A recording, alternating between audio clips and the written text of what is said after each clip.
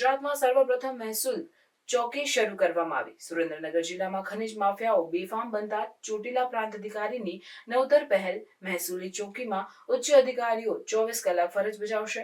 મહેસૂલી ચોકી બનતા ખનીજ માફિયામાં ફફડાટ ફેલાયો। થાનગઢ તાલુકાના જામવાળી અને ભડુલા વિસ્તારમાં જે આજથી મહિના પહેલાં ખૂબ મોટા પ્રમાણની અંદર જે ગેરકાયદેસર કાર્બોસેલનું ખનન અને વહન થતું હતું તે સંપૂર્ણપણે બંધ કર્યું છે।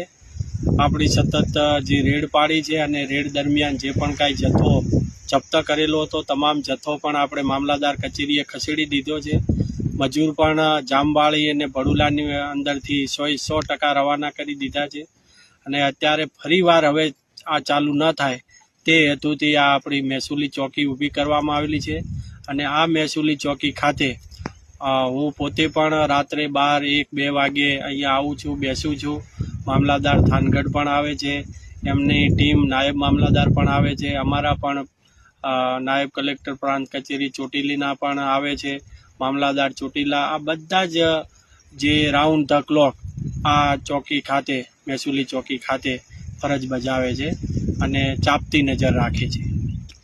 સાહેબ, આ ચોકી લગભગ મારા અંદાજ પ્રમાણે મહેસૂલી ચોકી ગુજરાતમાં ક્યાંય હજી સુધી તો નામ નથી સાંભળ્યું। આ ગુજરાતમાં પ્રથમવાર મહેસૂલી ચોકી ઊભી કરી છે। એટલા માટે કે જે જમીન છે એ જમીન ટોટલી મહેસૂલ ખાતા હસ્તક છે।